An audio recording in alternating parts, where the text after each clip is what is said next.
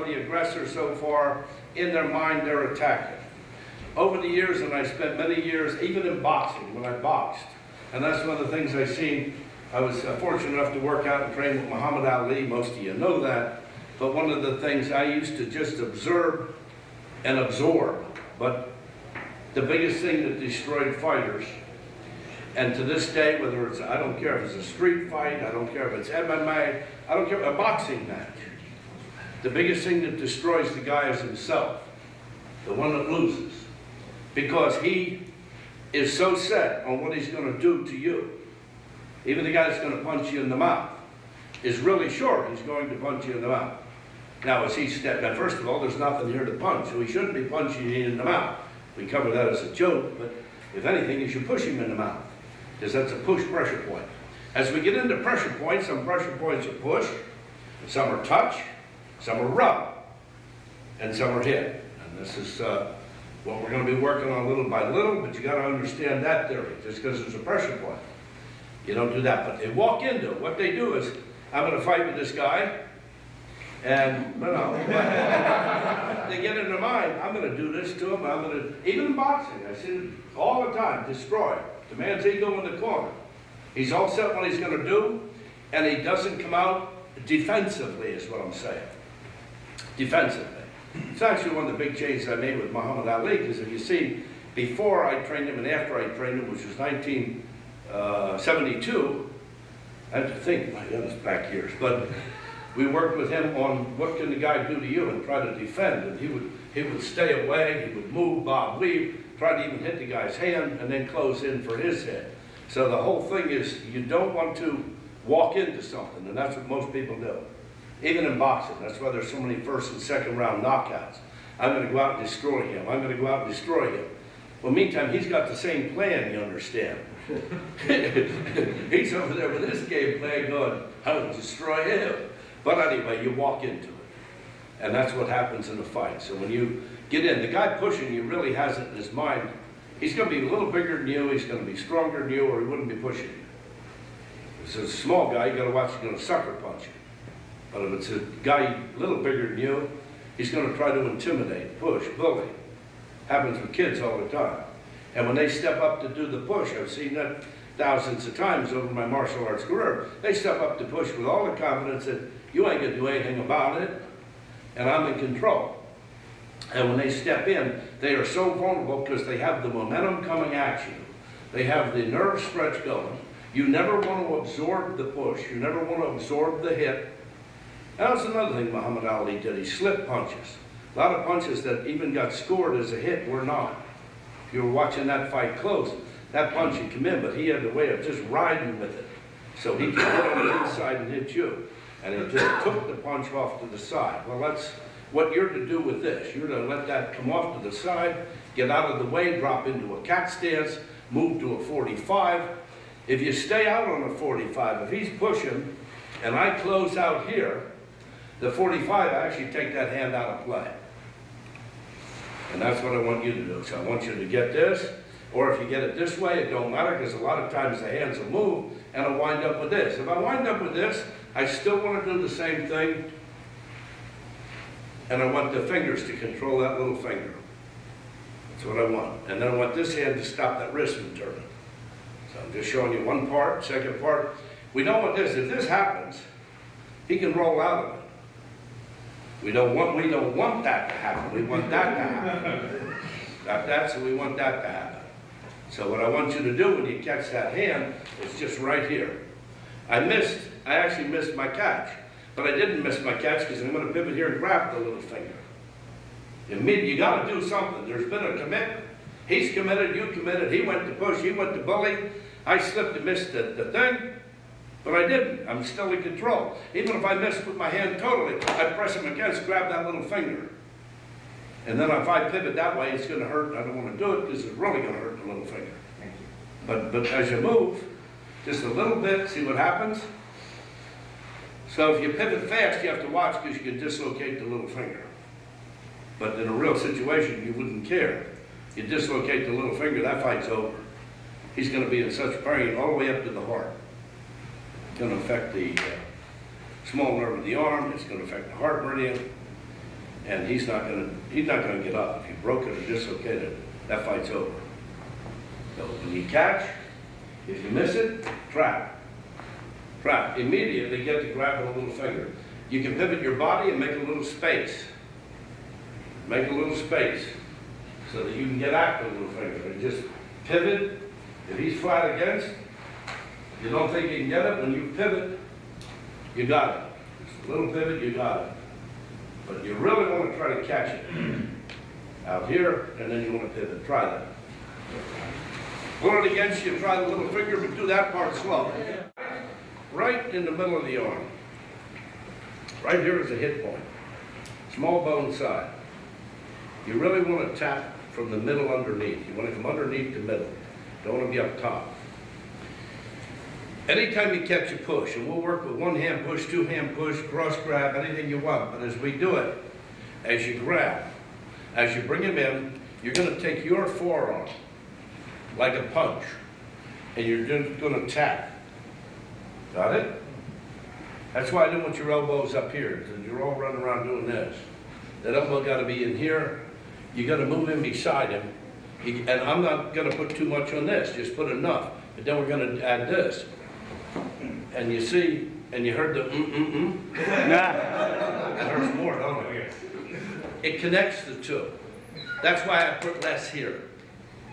If you really crank like crazy here, and you hit there, first of all, that'll enable you to break this, because that'll release. Remember how this releases the wrist?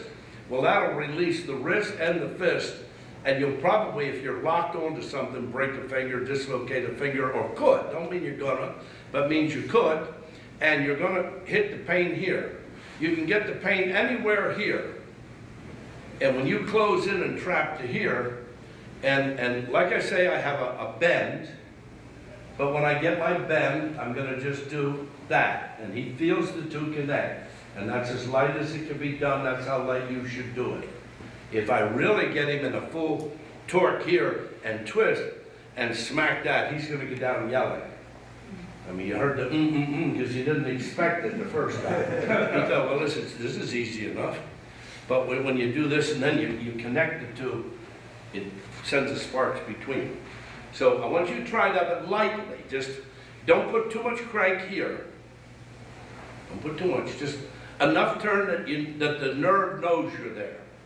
Then give a tap there. With your own forearm. You don't lead, you do this.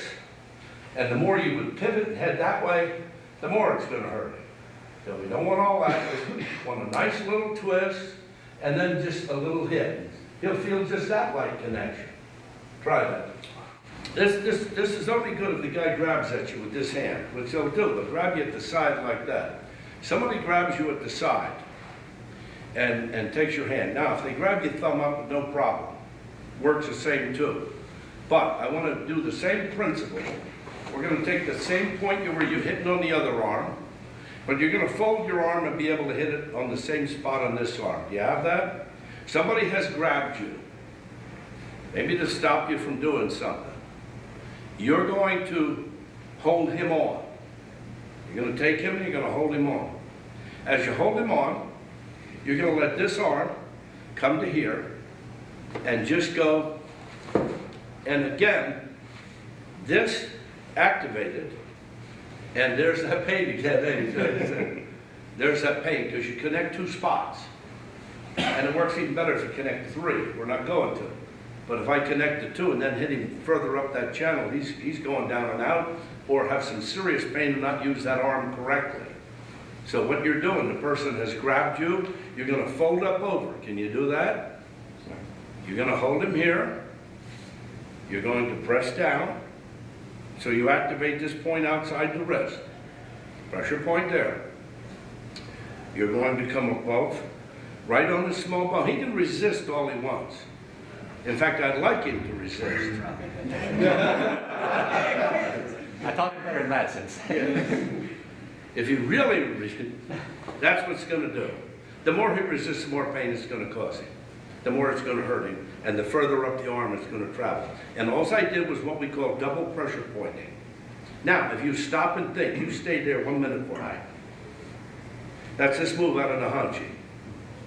So if you do a kata called Nahanchi, or any kata where you go like this, the kata will have this, the form will have that. It's a hit. In the kata, this tells you you're the hit.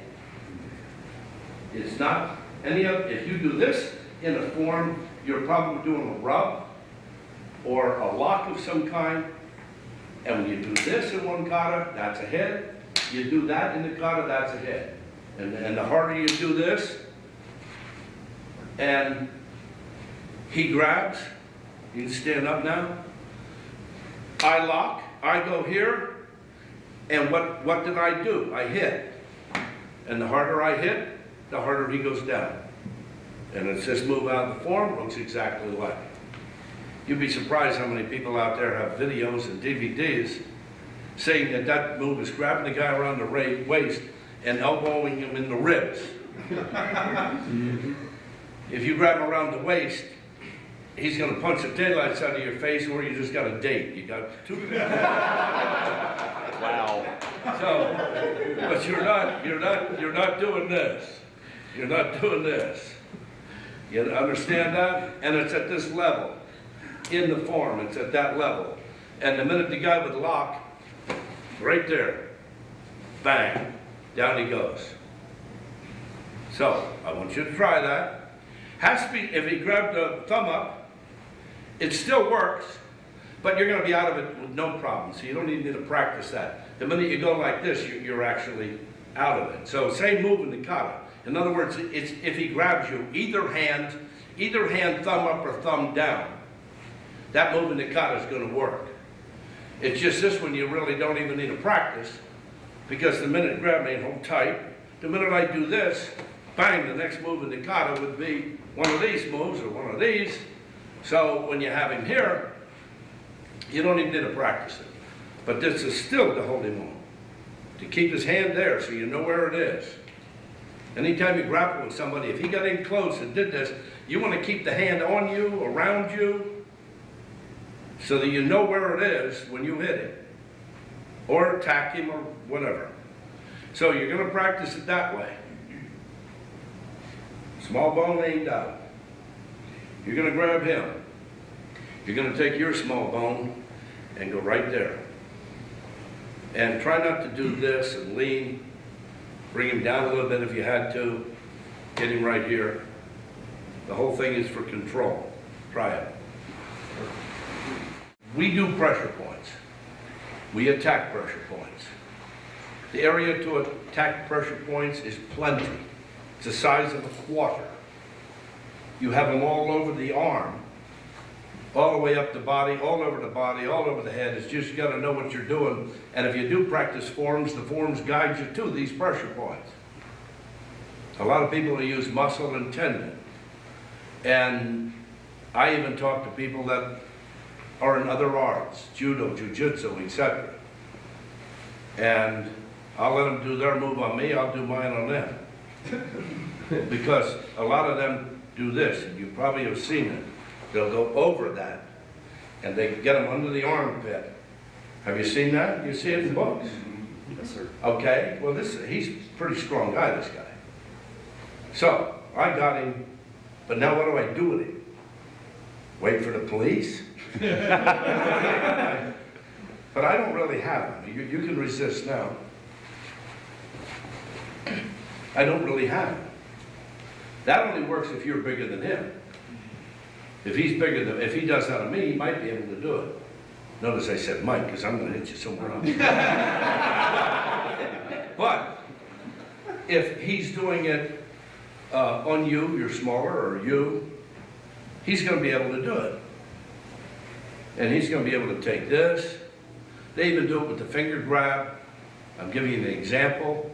But they pass over the nerves that will send a neurological message of pain, and they pass over them and do this kind of a thing. And yes, I got him here, and I got that one better this time. But these people that practice that are good at it, and they can pull it off fast, some of them. But usually they're bigger people that I see teaching it. All the people I've seen doing the jiu-jitsu and teaching it are pretty big guys, and they're heavy, and they get you in this, and yes, it works, but now what?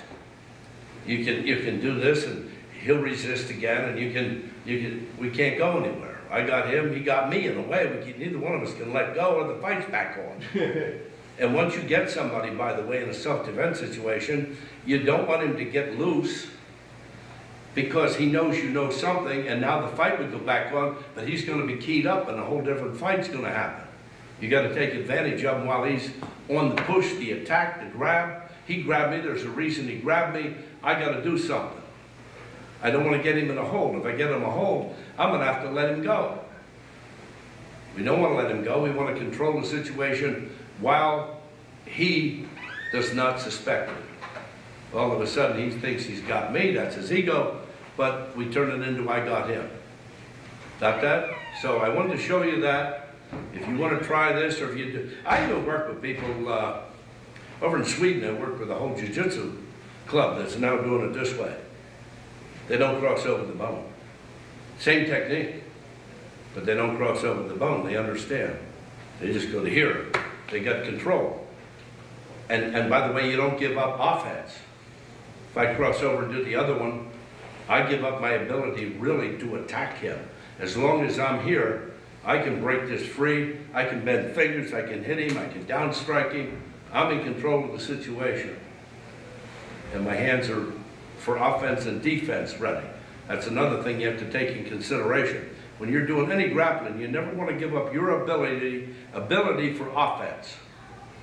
Because he's got you, but at some point you're going to have to do something to it. Or run.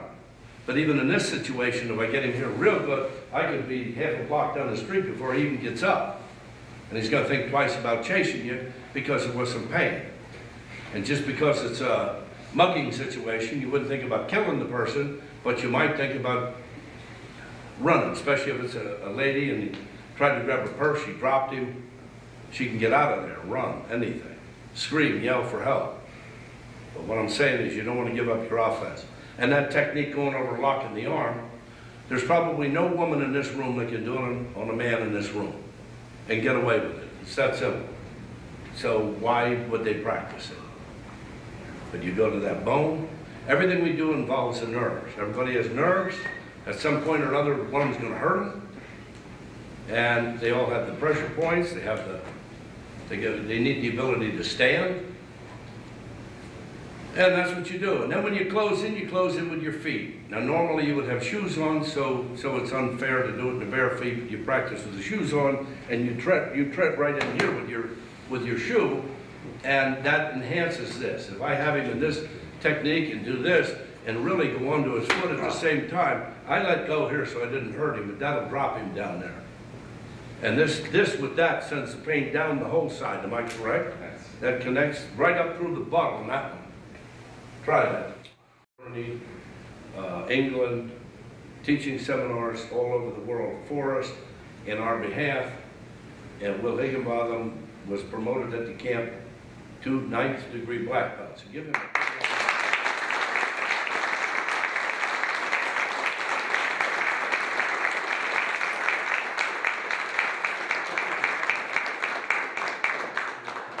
Will Higginbotham lives. It's all over. You done? Speech. Well, we couldn't. He's filming, and I couldn't go, well, he can bother that having on camera. Steve Cooper was promoted 8th degree black belt.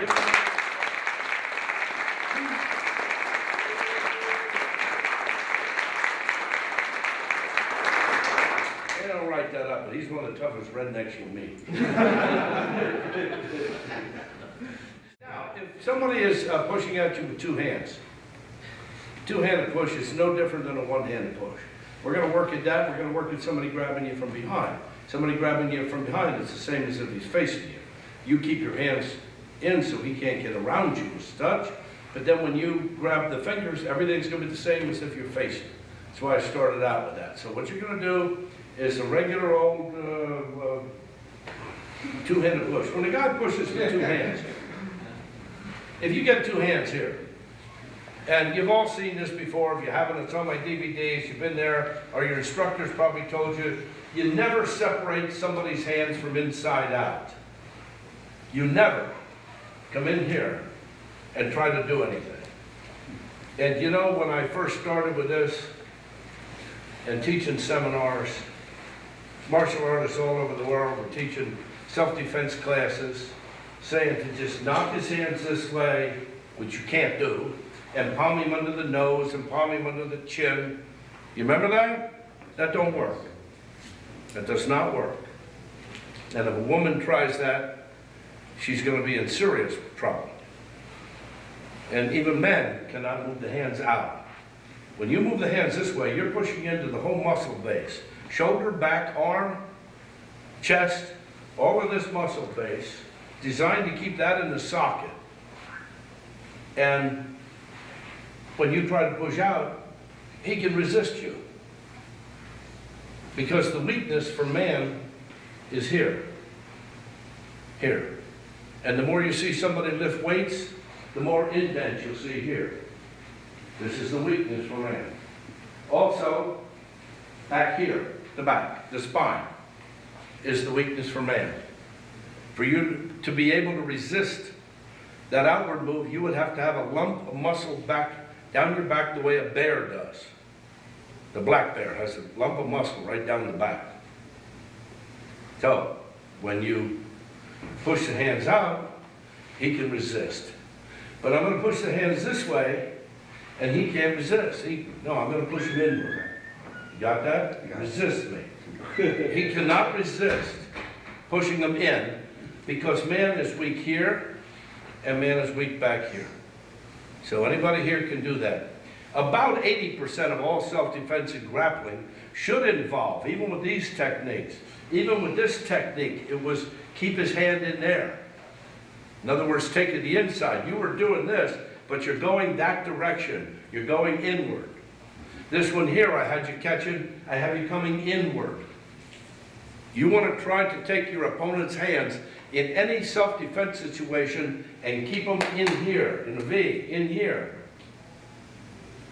He can't use his other hand, number one. Number two, it's the only way everybody here can move everybody here. Even if I try to take him to the outside, and he's strong, I can't move him to the outside, but I can always move him that way, and no effort. Everybody here can do that. This isn't a hard thing to do. So that's the way you want your self-defense. Person out in the street does not expect that.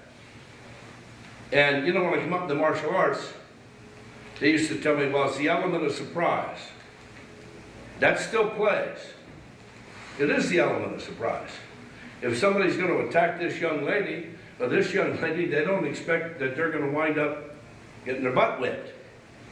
You understand? They picture themselves as the aggressor, and all of a sudden they find themselves, whoa, and bang, and they're down. So, knowledge, training, practice, this is what you'll come up with. So you keep in the V. Two-handed push, you just simply do this, like patty cake.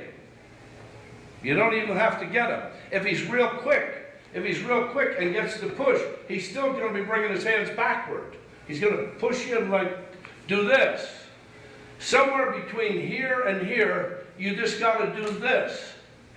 You've nullified him. I can actually just do that. I'm going to have you re-grapple hands. But if he pushes and I go like that, the fight's over. I almost did that one. So, he failed to do it. But, yeah, I held that one back in the last second. I thought, oh, you're not supposed to hit him. He's not really pushing yet. He don't need it. He don't need it. So, but, yeah, I love that kind of technique. I worked a lot of those techniques even before pressure points with the man named Daniel K. Pai. He used to have you parry hands in, boy, and just hit and strike and use the wrist. In other words, the quickest hit you can get into him. In a self-defense situation, you want to defend yourself. That's why it's defense. But then you immediately want to create an opening. You want to get the ball over to your court any way you can. I don't care if it's a finger that catches him in the jugular notch, a tap in the Adam's apple, anything. He's on you, he's pushing at you, he's stronger than you. I have been in some serious, that could have been self-defense situations with a couple taps places. And I just say, don't do that. And while they're gasping for air, it's going through their mind, I better not mess with this person. Because I'm already one step down. And that's what it is. That self-defense is defend, get the ball in your court. You got to protect yourself. And then you immediately got to do something to stop it, or the aggression would continue or could continue. So when you do that, it's just like I said, well, we do this, we hit. When they push you with two hands, this is what you want. Everybody here can do that. It's even in several of the katas. If you do a kata called basai, it's why the hands do this and then strike with a hammer fist. That kata will come down like this, they will cross and strike with a hammer fist in the kata. The cross is pushing the hands this direction, pushing the hands this direction, and the hammer fist. And I could have went to that side and left hammer fist or right hammer fist. The kata basai, I was told, and I believe from knowing the kata, the original Tamari version, that the family and the man that invented that kata was left-handed. And that kata favors left, that's why the left hammer fist. It was a left-handed man's form, and when you go through that kata, you take that and know that. Two-handed push, and you can ride, but you never just take it and let him push you. And you might get caught unawares. And by the way, there's a study, we brought this up before, it's a little funny, but it was a police study. A police study, actually.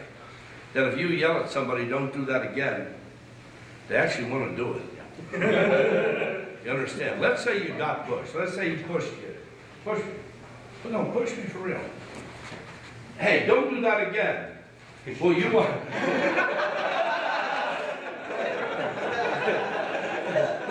You see the look on his face. I mean, it's just human nature. And you try that back at the dojo. We did a lot of experiment with that after the study came out, and it really is so. You played with that, it works, don't it? You go, don't do, even if the guy does say, hey, don't do that again. Well, he's got to prove he can. And he'll almost fall into you. Now, if you miss the second time around, whose fault is that? That's your fault. But you can miss a push, because a person can come up and just give you a shove. And then the other thing is, in police training, they stop police from giving the weapon back, because that guy down in Florida gave the weapon back. Disarms. The police were teaching disarms. Disarms, if you haven't heard, it's a true story. And they would take the gun away. But then they'd give it back so they could practice again. And they'd give the gun back. Real situation, the guy disarms the guy. The guy's got the gun on the policeman. He takes the gun away successfully, and it's about to go. The policeman got shot. In a real situation. So, it's just lucky he had the vest on. He went down from the impact, threw his gun down, his gun, and shot the guy. So, but that's how, that was a real situation. But they were practicing disarms, give the gun back, disarms.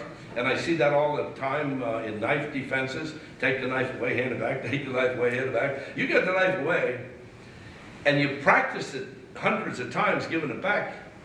It's like, don't do that again. You almost want to put that gun knife back in his hands. You don't even think about it. You disarmed him, you go here, disarmed him, here. So if you are teaching disarms in your class, you should stop, think of that. Disarm, stop, talk to him about something, then go back and try it again. Two-handed push, I want you to just, a V. It can be at any point coming in, even trying to get his hand back, but you just want a V. If you want to, you can go back to this, trappeting, or just come here, take your right hand, and just dive down here.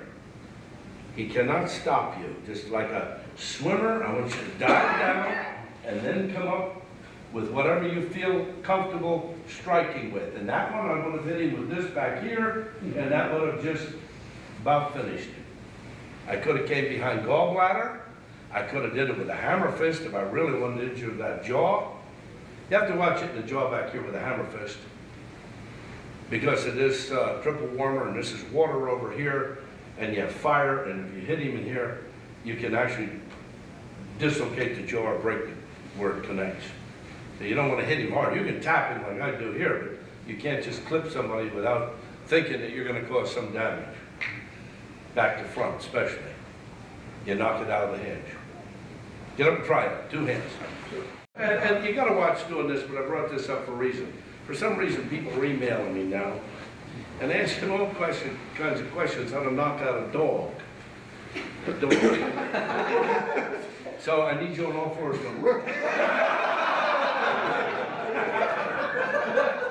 Any minute. No. Anyway, no. But I'm going to show you on the person. And yes, in fact, I hope that's in the book. But I was attacked by a German Shepherd, a tap-trained dog. And I put him away, put him out. And the dog lived. I brought him back, but I knocked him out as cold as any person you've ever seen knocked out. He went for me. And it's a long story, but Wally J was at my house. And Professor Wally J. and the policeman and his wife came down and knocked on the door and said, "What'd you do to our dog?" Because they thought I killed it. I hit that dog and its legs just went and it looked like it was dead. And the dog, I gave it every command I could. I was jogging. I jogged in the neighborhood and I used to jog down up around Pine Knoll, the circle, and this dog was and biting and snarling every time I went up in there. And all of a sudden the rope broke and he came. And I gave him commands. It was enough time. I told him to stop, sit. I gave him every command I could. He got right about here and leaped for me. And he snarled. And I dropped back again so I don't take the hit. But I cranked down on with the back of this, right across the nose and the eye. And that dog just went like that and was out. And they come out and stopped halfway between the house and me and thought they just saw their dog get killed because they knew what I do for a living. And they thought I killed their dog. And I said, "Can you control this dog?" Buddy says, I grabbed the dog and got the skin up in the back of the neck and I hit it and woke the dog up. And the dog was glassy-eyed just like a person but was back. And now they didn't know what to think. He said, if their dog was dead, I just brought it back to life. I knocked him out. And he went down. That's a true story. And now he's your best friend. Yeah. Now that dog's probably dead. That's that many years ago. But they come down to the house, huh? We had that little dog thing on the, like the acupuncture thing. Yeah. No, I The know. plastic one. Yeah, I got one. Yeah, I got it. The pressure points are the same as dogs, horses. And I found out when I was out west, they train horses to count by using the same points at the name. They take a stick and they give the horse a reward and they roll and tap the nerve right here. And when the horse does that, they give him a reward. They tap on the nerve, he does that. He's responding because of the nerve. And then they get him to count to 1, to 2, to 3, to 4. That's how they train him. And when I was out there watching, I got talking to the guy. He told me there's a neurological response there. I said, it's the same one I use for people. And he looked at me, he says, what? He thought I taught people to count. But we got talking about it, and I said, I use that to dislocate your leg or something. He's like, look at me. But same thing. And that's how they teach them to do that. And they get them to count to 1, to 2, to 3, to 4. And actually, when they move the hand, the horse will respond because he don't want hit. And then he gets a reward. So they go count to 3 and they'll go like this with their hand. They have a certain way to move the hand, and that horse remembers that's 3 because they don't want hit 3 times on the nerve. So that's how they work that. The neurological response, if he grabs you, or if you did the 2-handed cross, what you're going to do is strike right across the bridge of the nose. Now, if it was a dog, they have a nice big nose. It crosses over triple warmer at the eye. You use triple warmer, which is the back of your arm. And if this were the dog's nose, and it were coming up to bite, you don't want to get hit with that bite, but you want to come above the snarling mouth before it gets to you. Because mostly they want your arms. They want those teeth on your arm is what they want. And they'll dive at your arm or whatever they can get a hold of, but they've mostly been trained to attack with things on the arms, towels on the arms, rags on the arms. You got to keep away from the mouth and stay up here and cross that nose as it's coming at you at that angle. And look what it did to him, because I moved this direction. He got the neurological response the dog would get, and the dog would have flipped upside down right there. And I only ever did it once, and that was it. But already had your arm. No, I didn't want him to get my No, if it did though. feet. Oh, he hits in, you got a bite. Now you got to go to the hospital, now you have to kill the dog. Or do something to the dog, because you want to make sure it doesn't have rabies. Or you'll be going through all kinds of tests. So that was the neurological response. But on the dog coming at you to bite, you move. And if you have a pet dog, don't go home and hit it to see how it works. That's why I'm reluctant to teach that kind of thing. Because people going around hit the dogs. And I don't want your dog hit. But when you can try, if your dog romps and plays and tries to bite at your hand, or if a dog bites your hand, if you take a dog's paw, and squeeze it. You know how a dog goes, give a paw? But let's pretend this is a dog's paw. You squeeze the paw. As long as he is squeezing the paw, you're squeezing the paw, he can't bite you. So you gotta have a firm grip and a tight squeeze on the paw. He's got the same nerve coming down here, same nerve coming down here. And when you just squeeze the paw together like this, he'll go there, but he cannot bite in. So you gotta stand ground, you can't like let loose or then he's gonna bite in. But even a dog that wants to bite you, if you have a hold of that paw, cannot bite you. Has anybody played with that? I've done that to my dog. Oh, there you go. Yeah. No, I know it works. Stuff my Yeah. dog's paw in its mouth when it's playing with light. Uh-huh. You take the paw and stick it in their mouth. I've done that too. Yeah, they won't bite. They won't bite down there, yeah. Yeah. Yeah. Yeah, and then for a larger animal, you know, for a life or death situation, you do what you have to do. But even a bear or a larger animal, I mean, if it's going to get you, you got to do something or die. I mean, whatever it is. But if you grab their tongue, they can't bite you. Even a large animal. I had a mountain lion as a pet, and I've been around bears and wrestled with bears, black bears. But when you get in and grab a hold of their tongue, you got to go in forcefully and squeeze their tongue. They cannot bite you. They cannot bite you. They got that too. Yeah, but now you got to figure out how to get your hand back out. And you better be in the up and running position. I'm just giving you support. And have a slow friend. so, I mean, that's the story with dogs. All of a sudden, people were emailing me. There's some town up in Ohio had a bunch of dog attacks. And they were emailing me, Michigan. They were asking me about it. And I said, what does it matter? One dog attack.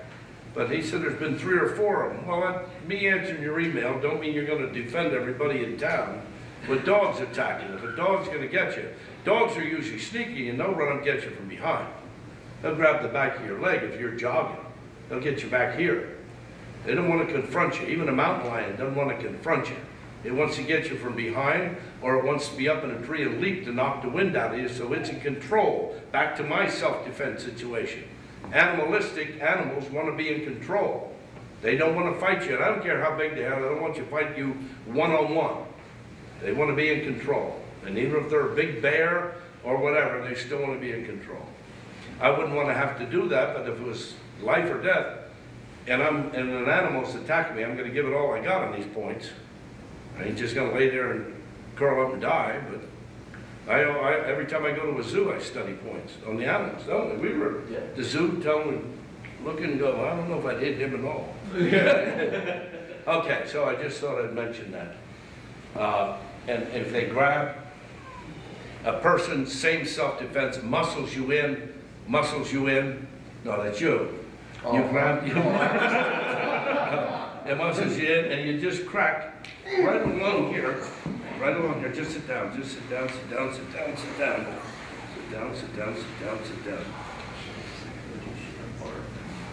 All right? Got it together? Okay, that messes up the vision. I don't know if his pupils are dilated yet or not, but are they dilated? No, geez. They're huge. Yeah. You see the pupils? How big they got? That means the vision's blurry. The vision's blurry. So, what I did was I just tapped, crossed here, 45-degree angle. Nose, you'll come in from this side. You have little nerves that monitor where the... It's still sensitive. That was nasty. Don't do that again. All right. Anyways, those I nerves... didn't have this lump before you did. Yes, those nerves are sensitive because they monitor where the gristle attaches to the bone. So any thought of separation, whether it's a dog, if you have a pet dog, feel the bone. You'll see halfway down the nose, just like a person, it's bone. Then it's gristle, and you just feel that. And where the two meet is where you can strike a dog. You can even do it with your fingers. If it ain't an attack trained dog, you can just tap them there and they give a response like that. And their eyes will get a little pupil dilated and blurry just from that tap. You know, I mean, that's what you do with animals. And I just wanted to cover that since we were covering it with people. Somebody asked me about it back here. What would you do if a dog attacked you? And I have had that happen. And I responded. And it worked. At the time it happened, I wasn't sure it was going to work. But I was going to do something. I wasn't just going to let that dog tear my arm apart. Because then it's stitches and hospital and what have you. You got to get what he's getting out of the way. The dog was coming after the arm. He was going to dive for that arm. Because they know they can't dive and like bite you in this area, or it's difficult. And he sees extremities. They come up, they bite you behind the leg. You have to watch that. But if you go like this, they'll want that arm. Then you lift the arm out of the way that they're after and come on top of the nose. And that's how I'm backing away at the same time. Okay, you go and sit down. Thank you. Give him a round of applause. A person's going to push, shove, and this time he's going to grab you from behind. If somebody pushes you from behind, you got to get set. You can't. If they push you, you don't know what's going to happen. But you don't stand this way. You try to let one leg lead go forward. But this time, some of these guys are going to grab you from behind, and what they're going to do is reach around this way and grab you. You try to stop that. It's in Kata, so you try to do this. Once you got them trapped and you got this going, the hands will be there. The hands will be out around you. The whole thing is to get to the hands. When you grab somebody's hands, we'll do this one from the front first. Then I'll show you how to do it when they grab you or grab at you around you. But when somebody's pushing or you grab their hand, the bones are like that of the hand. This is the hand part that I'm talking about. Even though I have my fingers separated, picture that these are not fingers. These are these bones. You got that? In between these bones are nerves. Reach and touch your own. Reach in there, you'll feel the nerve. Reach in here, touch the nerve. Reach in here and touch the nerve. The harder you try to make your hand, the bigger the little hole will be an indent to the nerve. So you can pound your hand, lift weights, do anything you want, there'll be an indent to the nerve. When I grab somebody's hands, that's one of the first things I show police. I don't grab their hand. I do not grab their hand. I grab this way. I grab this way. I go in between. So that I'm in between, and they don't know it, but I have control of that portion of that nerve. Taking this all the way controls that portion of the arm that we were hitting earlier. These over here control this portion of the arm, radial nerve side. So when you grab like this, you grab like that. What I want you to do, you don't need to be, you can do it from the push, since we did that, but if somebody reaches out or pushes out, I want you to just grab their hand, like this, like this. Once you grab their hand like that, then press down, you'll see they'll go, turn their hand, and you can strike them. They think they can resist. The more they try to resist, the more that's going to hurt them, the more that's going to hurt them. And you're treating all of this like it's a finger, but you're doing this time. You're doing this. And then if you do any of this, that hurts more.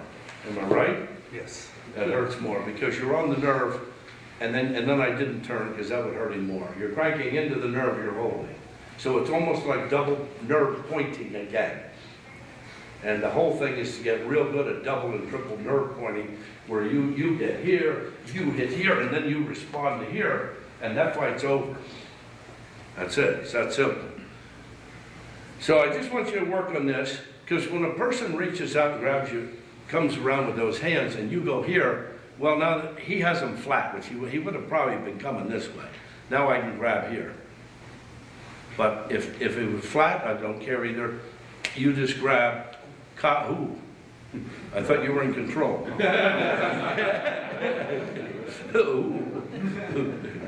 This is Tennessee, you better watch that.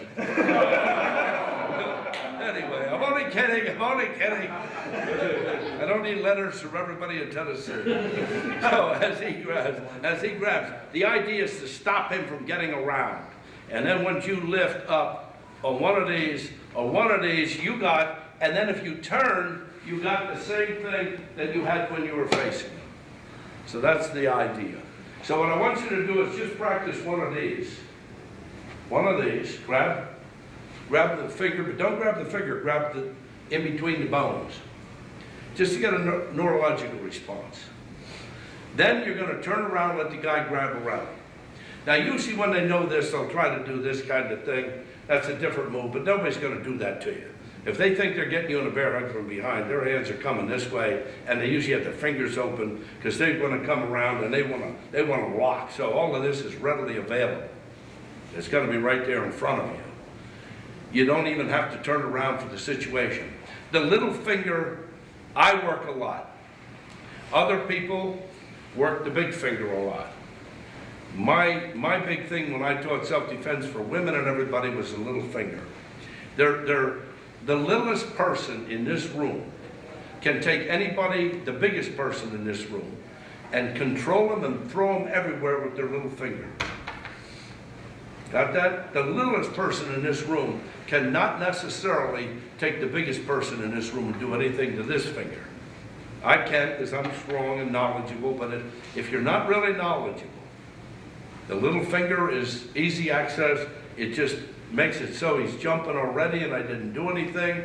If they grab from behind, they lift the little finger. If it's a girl and she gets her breast grabbed, she can just lift the little finger up and he'll scream bloody murder. Because if he's trying to squeeze in or grab in, that lifting that little finger, especially if he's up here, is gonna hurt him like you wouldn't believe. If somebody grabs your throat, and they're trying to do something from behind, the little finger just needs lifted up. It's that simple. And you got control of the situation. If they're grabbing the throat from the front or the back, you just lift the little finger, bang, you got the situation under control. All by this little finger. When they grab you here, any way at all, you can just do this real quick, and you're at the little finger, and they're going to go down. So I mean, the little finger is available now. It's available now. It's available from behind. It's available when they grab you. They're going to be putting most pressure here. The little finger kind of doesn't fit in on most grabs. Most grabs, when they grab you, even if he's trying to choke you, the little finger's loose. You can't necessarily get in some of these, but this, I got him again. Little finger works in. I worked that with the kids' class, women's classes years ago when I taught a lot of those. We little fingered them and they could do it. They could do it. Even the kids, I teach a move in the Kata that comes here. And it's a kid's thing, but they can go here, and he can hold me tight. But when the little kid lifts his arm like this, you can just do this, and the little kid can actually do that to you. And he can be 6, 7 years old and put you in serious pain. Because he's lower yet, so it hurts more. So, I mean, it's just that simple. And I tell them it's just this move in your form. If you do a form and you do this move, so if you teach that to the kids, they love it. They go like this in the form and they think of the little finger. And then it actually becomes this move in the form because you're peeling them off and taking them down. If he grabs me, this is going to come here. This is going to come down to here. So it becomes this move in the form. And every kid that does that move in the form now has a meaning for that move in his form. If you give them meaning for moves and forms, they'll want to do forms. They were created and put into form so you remember to do the techniques. Got that? Get up, pair off and try that. Grab from behind, grab the throat, and you've stopped it. No matter what you get and you got, you don't turn around. Everybody was trying to turn around. You were doing this, or that, and now you're turning around. You were trying to turn, a lot of you, not all of you, were turning around. He can hit you with his other hand. He can sweep your feet out from under you. You don't turn around till you have control of the situation, just like facing you. You gotta get some pain. Now I can turn around. Because even if he tries to take that hand and reach up and touch my ear, no, touch my ear up here. and then I turn around. You don't just start to turn. Now, different move, different form. Different move, different form. So everybody here do a form where you go like this and you go here. Yes? No? Yes. You turn, you come up. You turn, you come here. I'll show it this way, here and here. You were aimed that way in the form, and all of a sudden you decide to turn and do this. How many do that move? If you don't do it, it don't help you. But they used to explain to us that you're turning around. Oh, they used to tell you you're punching somebody over your shoulder. That's a true story. And I even had a hard time believing that some of the people in this country believed that. They'd say, what do you think you're doing? I'd actually say, I don't know, but it ain't that. They used to tell you, this guy's grabbed you, and maybe even under the arms or whatever, and you're punching him. Well, I can't punch him. I can't reach him, but that's what they used to say this was for. You're punching the guy behind you. So, where's Will? Have you heard that? Oh, yes. Yeah. Punching the guy behind you. And then I used to question him. Because I was a pain in the ass to instructors. I always asked them, what's that move for? And they gave me a goofy meaning. I used to say, no, I don't think it can be that. What do you mean? I'd just say, it can't be that. I don't know what it is, but it ain't what you just told me. And that's one of them.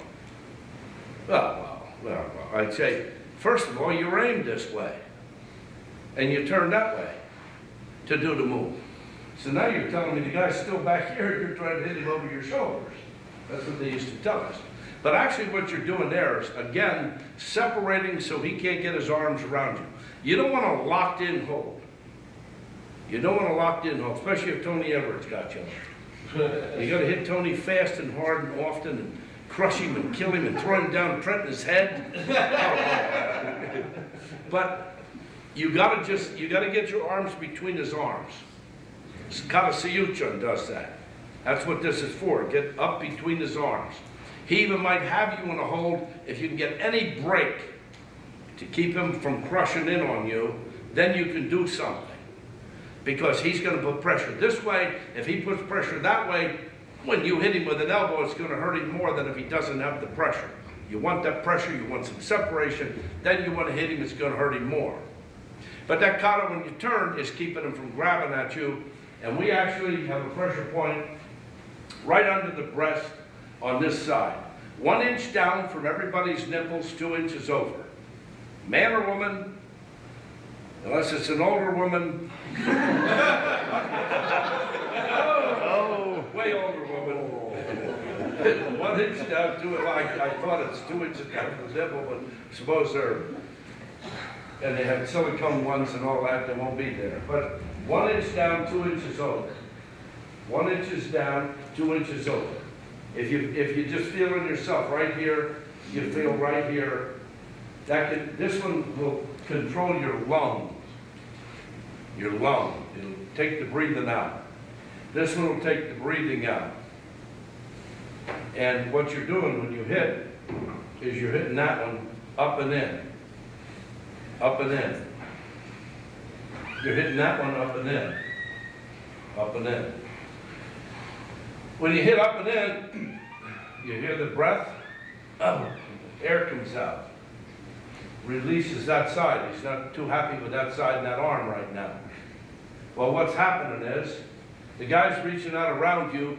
This is to stop him from grabbing you, and that kata is turning and hitting him up in that one, and then hitting him up in that one. And you're letting a knuckle protrude on each one. So as you turn, it would be boom, and then the other one, and you're really to hit for that one as if you're trying to get all the way over to here. You're trying to hit that one as if you're trying to get all the way over to here.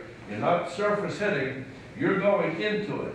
And if I sink in coming up this way, oh, he's not going to be breathing. And if I can't get at that one, I'm going to come up under triple warmer to jaw if he doubled down.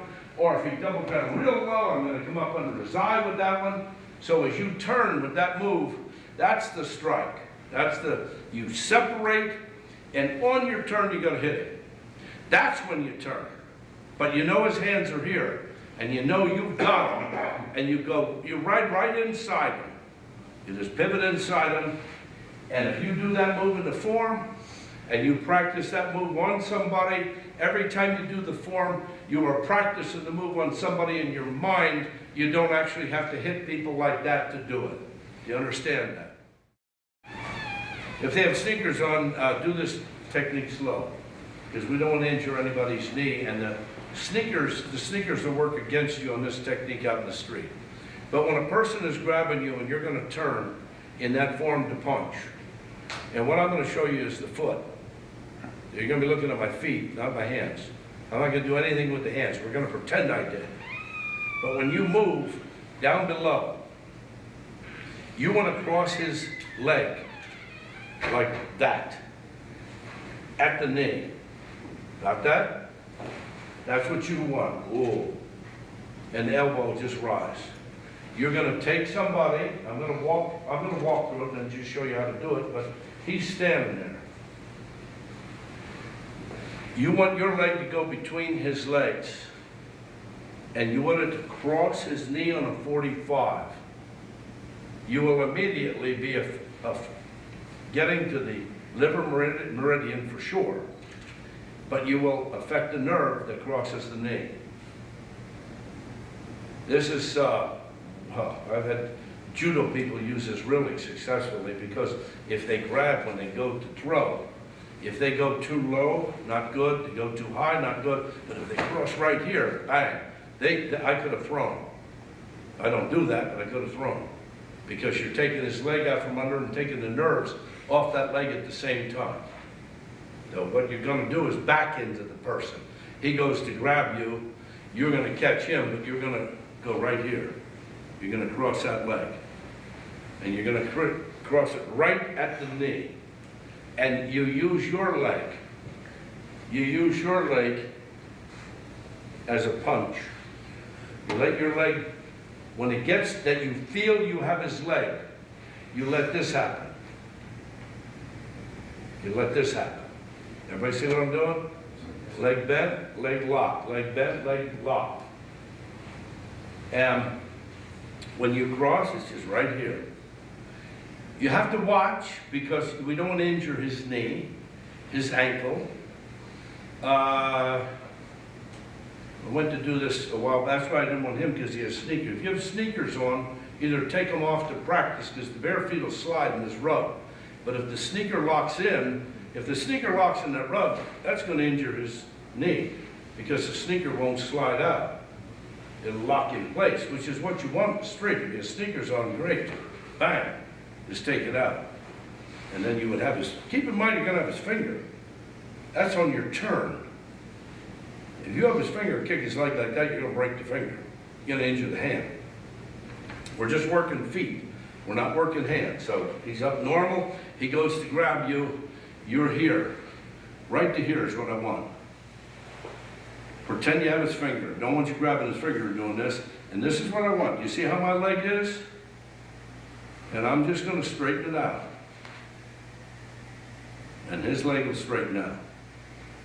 Going back. And just this. And that's when they think they can resist. Can't. And I'm doing it in slow motion. If I'm really doing it, I'm going to be punching. Dan Pai used to tell us to punch with the back of your leg. I mean, just bang, just like boom, right in the throat, and the fight's over. You don't even need a turnaround. He comes down from this one, you catch him in the throat. This is the move, hit him in the throat, fight's over. Hit him in triple warmer up the jaw, fight's over. And all you're doing is backing up. You haven't even turned around. Police, that's always good if they try to get him from behind because the policeman hasn't turned around. If it's on video, a lot of things they do is on video, they don't say anything. You were trying to get out of the situation. You're sorry he broke his leg. You were trying to not be grabbed. I'm trying not to be grabbed. And now, and I went to turn, oh my God, I hit him in the throat, I'm sorry. I'm sorry, I hit him in the throat. The suspect fell into my arms. So. Yes, yeah, there's a good one. Yeah, the suspect fell forward and I was trying to turn around to handcuff him. So I mean, that's a good one. That's a good one. I've had police use that. I've never really used that, but I've done it many times to many people. I used to call and go around the room and back into people. So I want you to try it. Get the person just standing there. Don't use your hands because that enhances all this. And you just line it up here. Crisscross it so you make sure you're accurate at first. Normally from here, as you step, which would be the turn in your form hitting here, you're already crisscrossing. I'm already crisscrossing. He's got to have two legs and be standing on them. Got that? Got to have two legs and standing on them. So as you move for the turn, to do these moves, or you have his finger, you feel where his leg is. Once you're at the leg, you just make sure it crosses it. You take yours and straighten it out. Try it. Walk through it slow. That one's just all down here. That one's all down here. I don't know if you have a form. That's right. I don't know if you have a form, but I actually have a form that starts out and it comes here. And it starts back. It moves back. And even early on, I was taught that's what it was. Gankiku, if anybody does that form. And the form starts out here, here. And when you go back, you're going to go back a step and a half. The Kata does this and does that. No, you're not necessarily backing away from the guy in front of you. You are if you had one person coming from behind grabbing you, one from the front going to punch you. But you've got to do something to somebody, so this is going to do the leg. And actually, this in the form is the guy's hands around, and you are got a finger lock, and go to here, which gets him doing that, and then you're to back into it. And that form actually has the elbow come to that side, which would hit the person in the throat. And even all the way back with Danny Pai, I don't want to say before pressure points, because we did pressure points. We just didn't do them as meridians and have numbers on them. I was taught pressure points early on, even by Harry Smith. I was taught where to hit to knock somebody out as a green belt. I just didn't think you could practice it, and that you should do it to people. But then I found out later that, well, I can hit you with it, and it'll work. So, but that's what went on in my life. So we practice pressure points. Anybody know of Sig Kufaraf?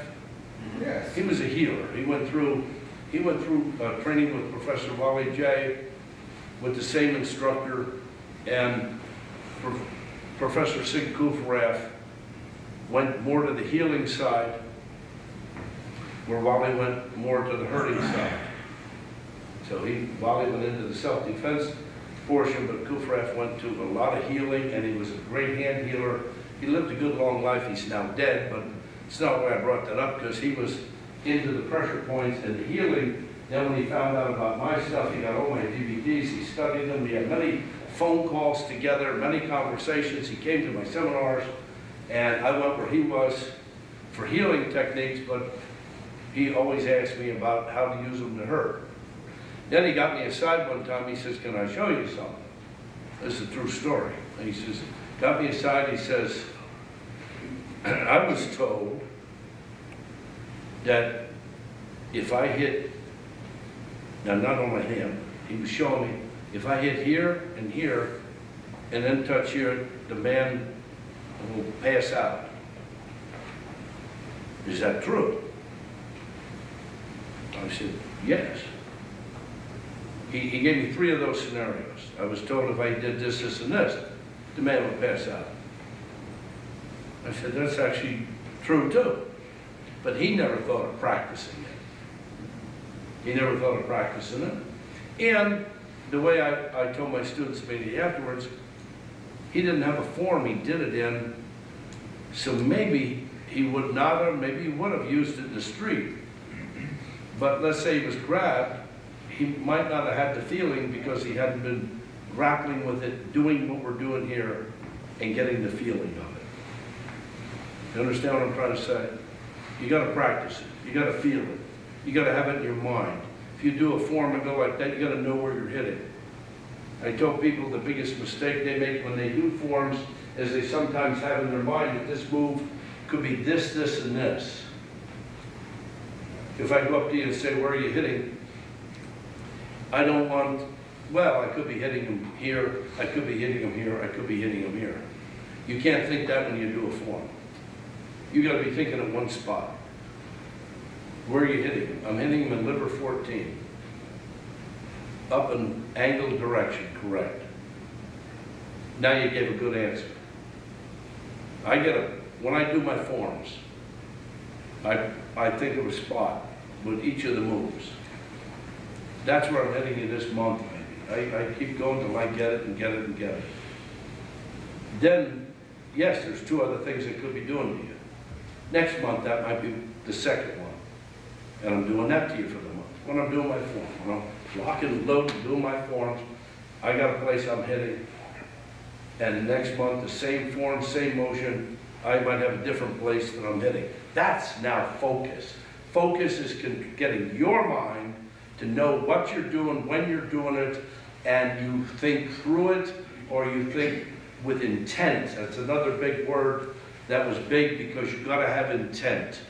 You gotta hit with the intent to stop that person, and a lot of people hold back. Early on, that was the secret word, actually. Early on, I was teaching knockouts and doing, but people were not doing it. And I could see it. And what they were doing is like board breaking. You probably have seen somebody break wood or cement, and the guy that goes,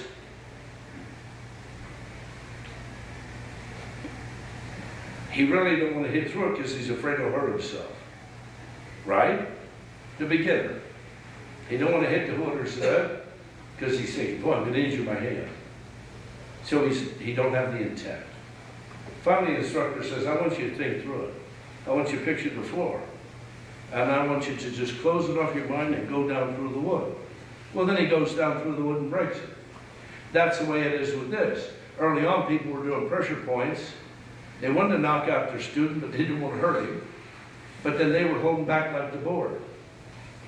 I'd say, hit him in this point, hit him in that point, maybe hit him in gallbladder 20. They'd hit him, and they'd go. No, he's not going out because you're doing the same thing to the board. You're bouncing off it. You don't have the intent. The whole thing when you get into pressure points, if you want to knock somebody out, you want to do something to somebody, you got to have the intent. You got to have also the confidence that you're not going to injure them. You're not going to injure them. So you got to know that ahead of time. Anybody I hit, I'm not going to injure them. I haven't injured anybody bad unless I wanted to in 40 years. I've had some people I've injured, but I wanted to. for one reason or another. Not necessarily injure them that way, but I've had some smart Alex show up or give me a problem. And then it's like the guy poked in the eye. I intended to poke him in the eye. Going back to that, I've had other situations and seminars where people give me grief, and I don't take grief. I like to laugh, I like to joke, but I'm very short on grief. So when they give me a problem, we gotta handle it right away. And you gotta have the intent. When you practice your knockouts or your techniques, you gotta do it like you know this is gonna work. You gotta be thinking this is gonna work. You can't be doing it half, and you can't have doubt in yourself. You cannot have doubt in yourself. You gotta know it's gonna work. Somebody gives you a problem, it's like I said earlier, you gotta stop the aggression, get the ball over to your court with the first move. That's how I always taught self-defense. The way Bruce Lee taught self-defense. Danny Pai taught self-defense. Harry Smith taught self-defense. Somebody's doing something to you. They've already made the aggression. Got it? Okay, I'm gonna let Tony Everett come out and teach the technique. Tony is our man. He came back from Iraq not too long ago. He's our, are you gonna do ground grappling or up grappling? Ground grappling. He's a tremendous ground fighter. That's what he told me to say. Oh. But anyway, Tony Everett.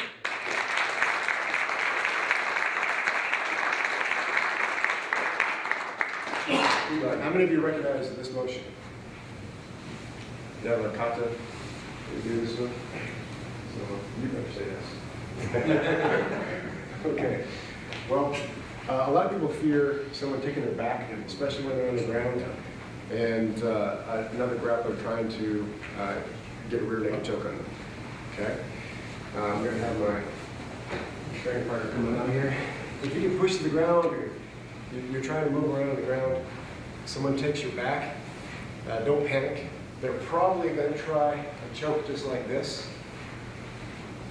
to shut off your air and your blood to your head, and they're going to try and get these heels dug into your legs right here. It's a very common position, very common position.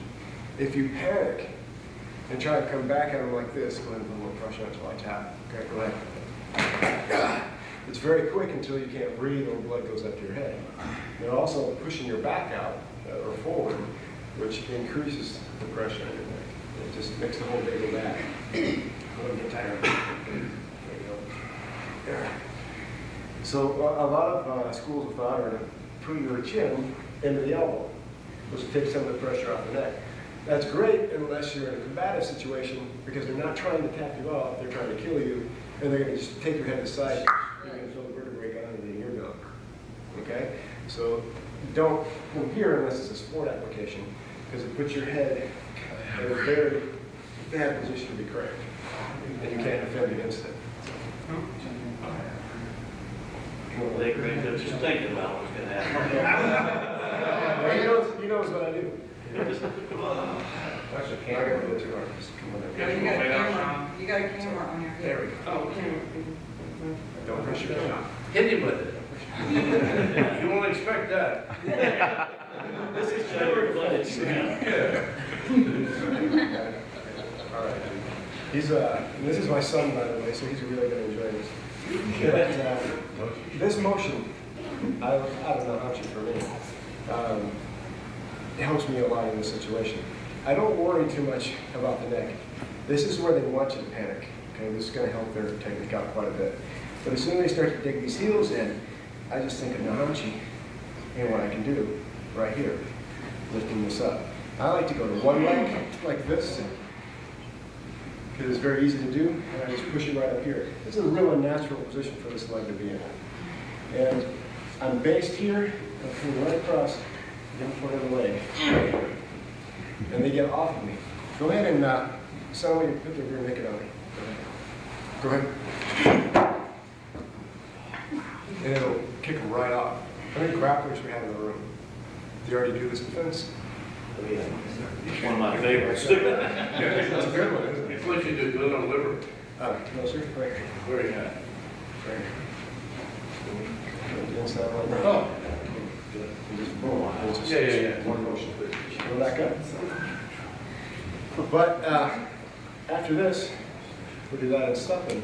and the hachi. Well, he just told us where we gotta go. After I come here, I push him down, I step across, turn, and come out into a horse stance like that. And now I'm in a downward position and he's not. So it just tells me where to go. All right? So, want to try this? Yeah. Yeah.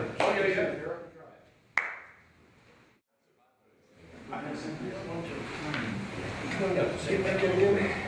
I'll show you guys a real simplified version. Just 1 foot. You can do one hand, 2 hands, and 1 foot. I already showed a couple people over here. Go and start to get this underneath, please. Imagine 2. You can't go and escape to either side. All right? So, and you have the legs from here. Sorry, son, I know that really hurts. I know it hurts. And from this, you just choose where you're going to take him. You can roll this way, come out, and go over in the hachi. You can just spin, go this way. Back up on his back here. Take him out this way. There are all kinds of things. Get him, Sean. Finish him off. If that's your wish, you know, if you're in combat. If you're some self-defense, maybe break your knee, come back, run away, to help. But now let's look at the other aspect of this. Let's look at this choke. The defense against this choke are widely known: get your chin down or get it down. And there's a point where you start to get underneath, but you got to dig and dig, and eventually it's in there. Still got to use a bit of strength. So small young ladies attacking me, it's going to be this. It's going to take me off because it's hurting my jaw. They may not get my chin up. If you take this point in your hand, put it right here in the third eye, and push it at the same time, the head comes straight up. And it can't be resisted. I'm not even choking, that pain was from me moving his head so fast. And once I get here, I push the arm all the way through. See how his head's sideways like I told you? Grabbing my arm close, and then that's down. Notice I did not hook my feet around his legs. I created a cradle for him to stay in so he couldn't turn side to side. If I put my legs forward in here, it's great for sport and all like that, but in combat, I can't see anything, so if you're teaching soldiers, make sure that they're still staying situationally aware, policemen too, and make sure they know how to get this. I'm not even there yet.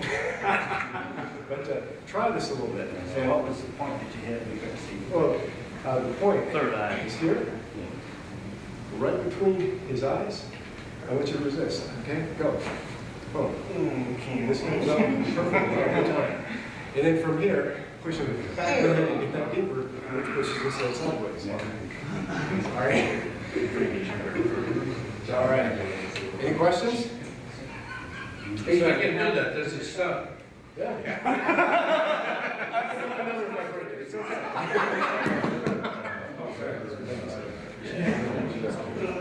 Yeah, please try this. How to get this choke to work and get it to work fast. Everyone like it, by the way? Yes, sir. You could add 10 points going forward in this. 10 points coming back. And that gets a little complicated. I like things that work right now. I'm going to show you one more way to amp this up. And I always do base the back. It's a good idea. So there's no room for them to play with. So I'm on their back. And when I come here, I come underneath the jaw, right there. So I'm going bam with this. This point goes forward. Remember, I play rough. So I've got this point working for me right here. I hit him here, come around that. His head is completely sideways when I start to squeeze. And I'm letting him breathe, but if we even let out this hand, I don't have to let him breathe. Okay? If this hand comes up and becomes an obstacle and you can't get this in, that's no problem. Anyone ever seen this before? Yes. So instead of trying to go here, come around. You got one wing.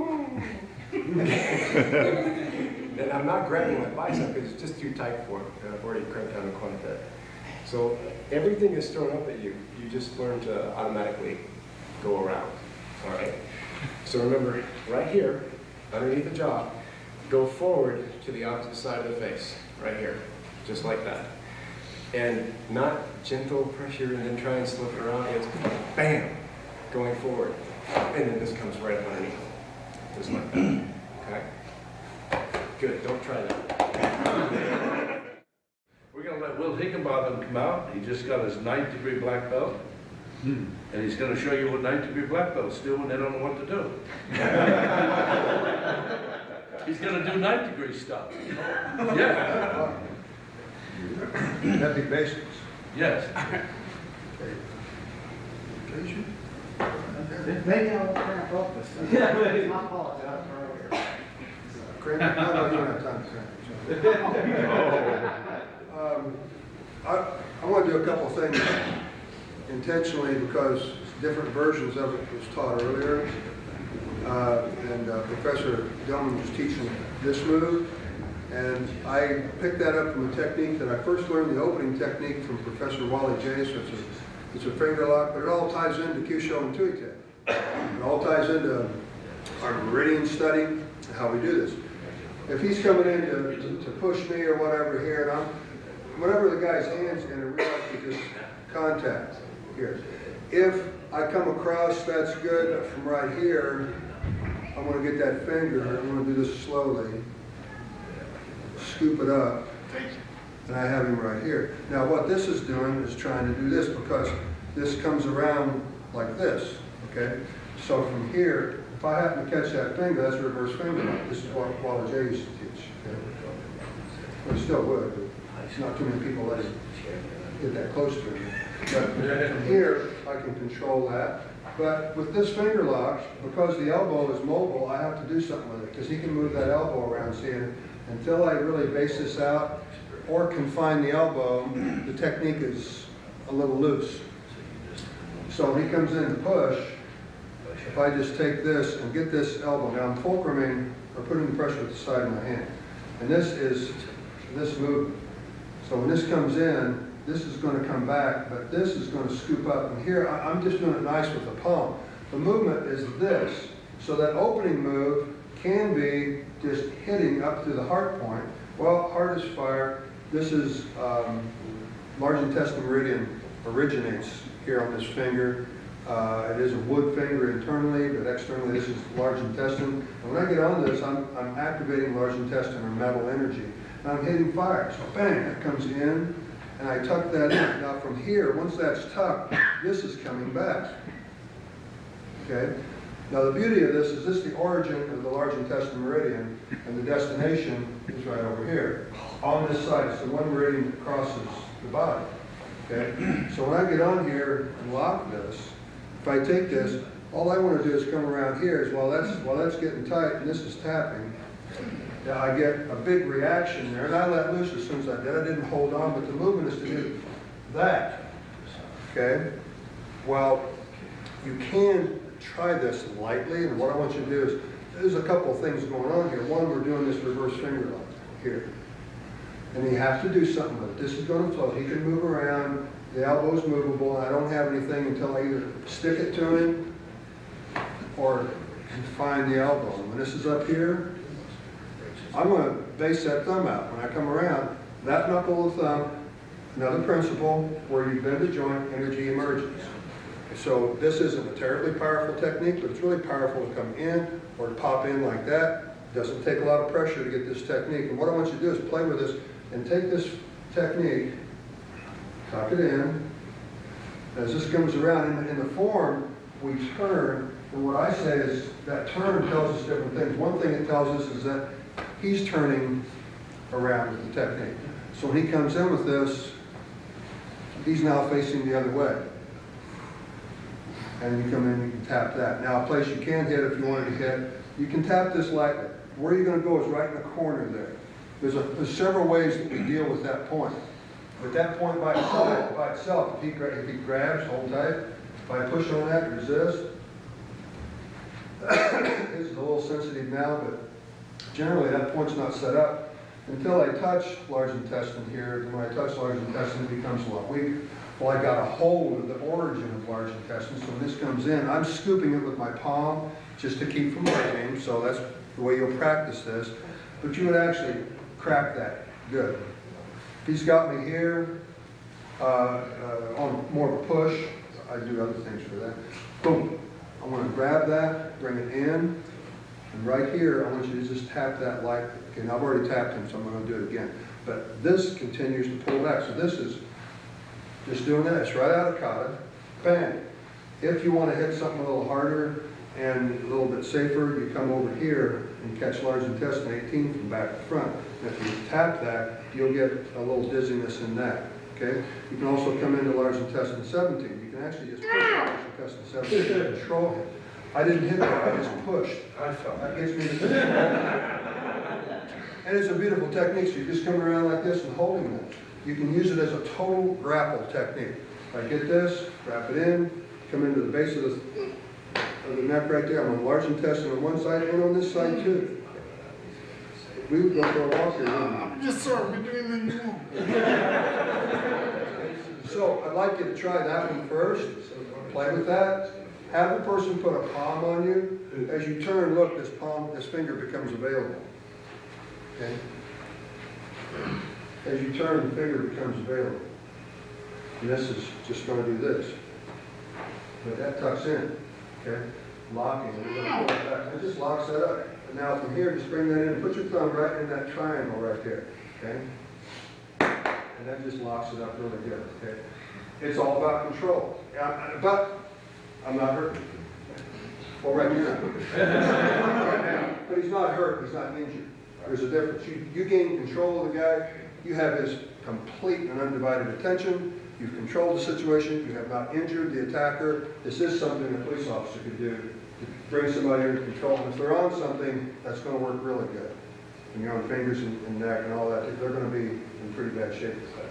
So try that one first with your opponent, okay? Because we're talking about choking,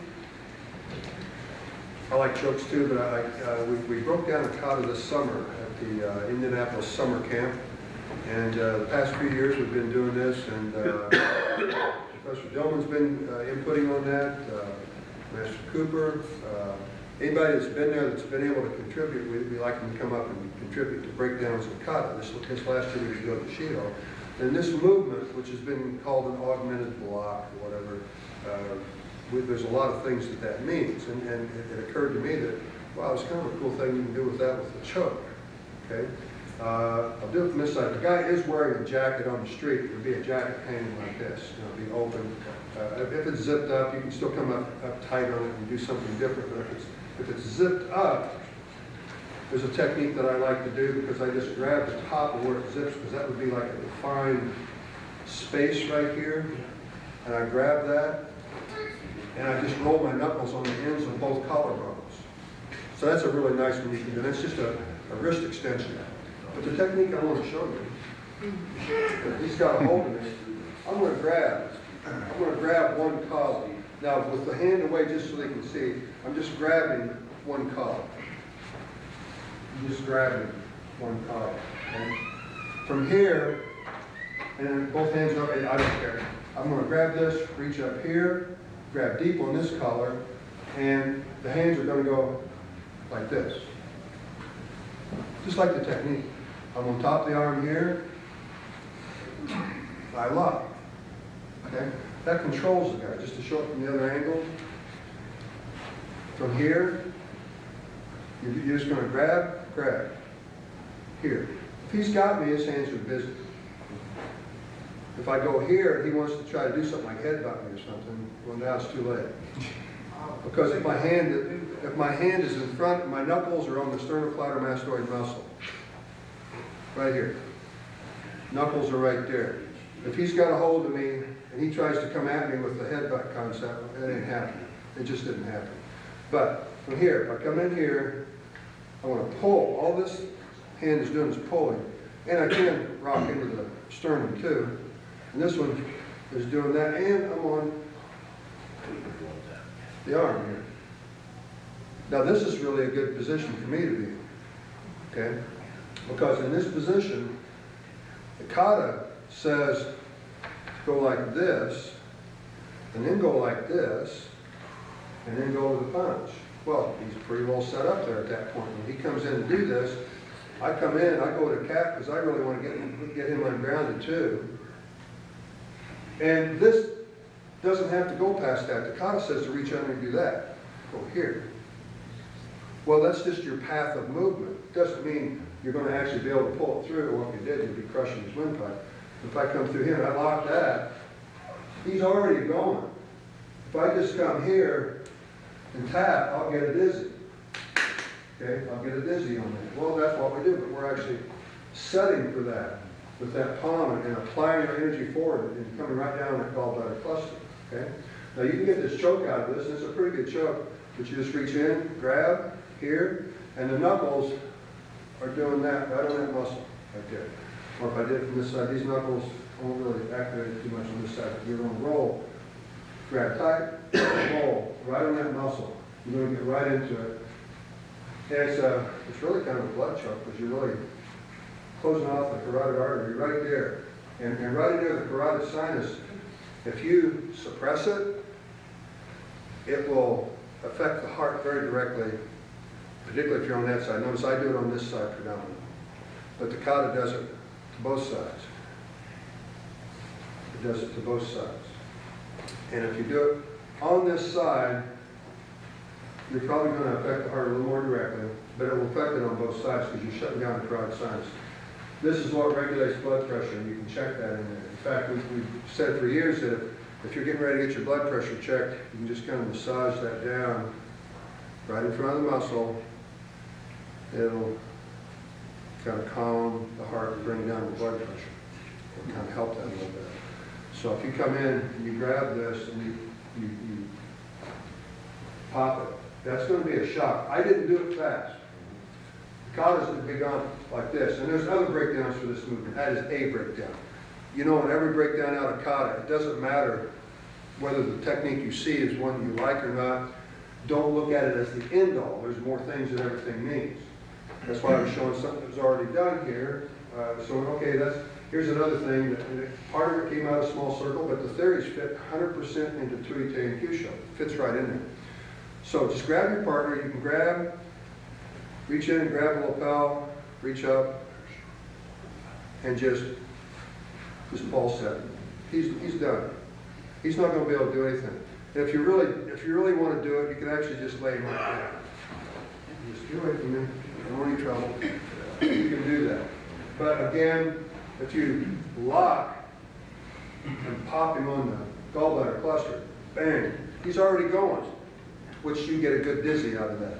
If you do it with good intention, right there, it's going to turn his head. Wow. Punch coming in is going to finish him off. It's going to be all it takes. Okay? So let's try that technique. Josh, Morty.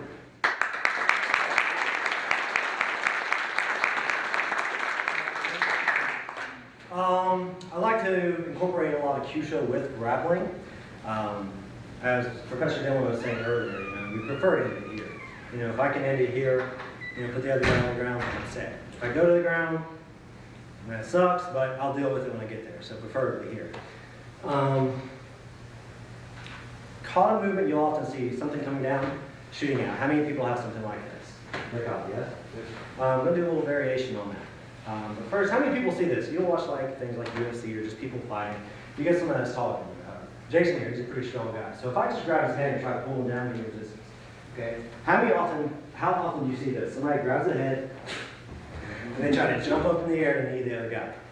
Losing battle, not going to work. Okay? You're going to take a good old driving finger. You're going to find a nice little spot here on the back of the neck, small intestine 16, a nice little groove. You take a finger, if you get in close, it makes that head come down way easier. Okay? You pull in. Next thing I'm going to do is I'm going to shoot it across. Now, if you know how to do a guillotine, you can come across for your guillotine. That works too, but I like making things worse. So what we're going to do is shoot across MHN 18. Turns his head. So we have to pull down, and we're going to shoot out this way. So we're grappling. Let's go ahead and set it up. We're here. However we got to here. I pull the head down. I'm going to shoot across MHN 18. Get his head turned. Going to come up and grab my bicep and put my hand here. Now, when you do this motion, don't think it as just a static here. Here. There's where your motion is. Now we're going to be turning his head two ways. We're turning his head this way, then we're going to be turning his head this way. Okay? So we're here, pull down, shoot across, lock. Lift this hand as you push this one. Very, very nice lock. What do you want to do from here? Excuse me, choking on peanuts. Whatever you want to do from here. Lift up, you can drop him down, kick out his leg. It's your ball game then. Okay? Looking at this side movement caught. Again, small intestine 16. You'll know when you're on. Show them where you put the finger to pull the head down. Make sure they all sit down and turn towards the camera. Right in here, nice little groove to the neck. Think of like a little below gallbladder 20. Okay? Just take your driving finger, go right on there.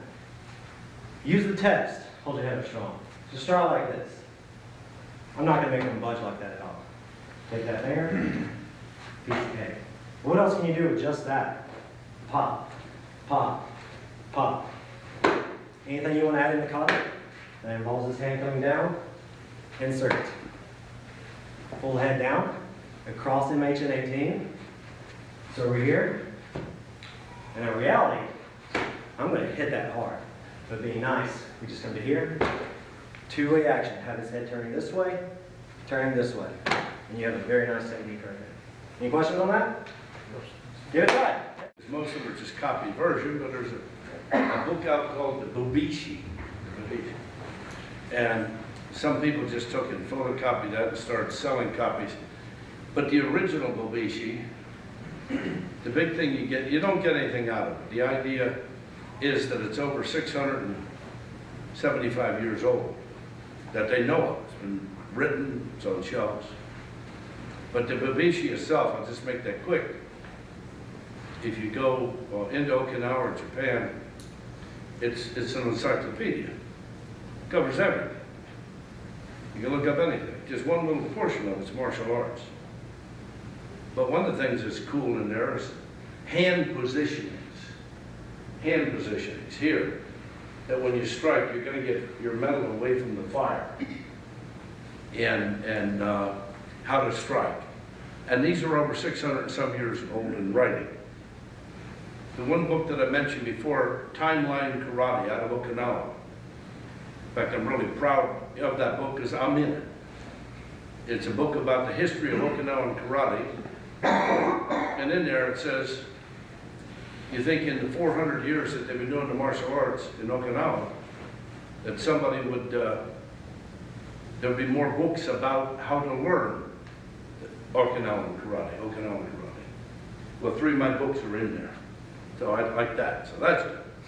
But getting back to the Bobishi. The Bobishi gives you hand positions.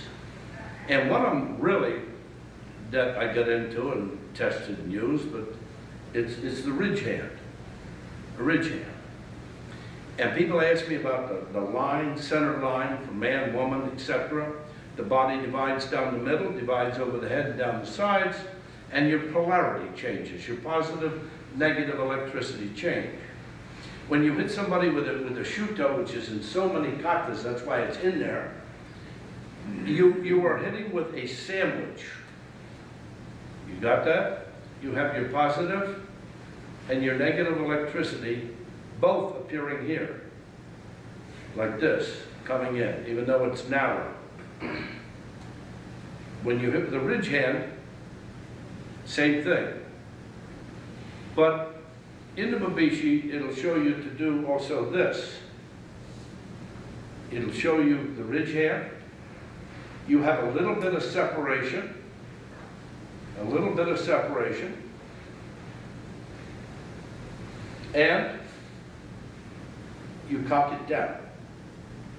You cock down at the last minute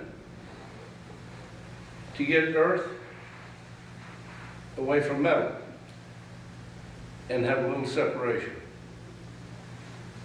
And that is how it shows you to strike with the ridge hand. That position.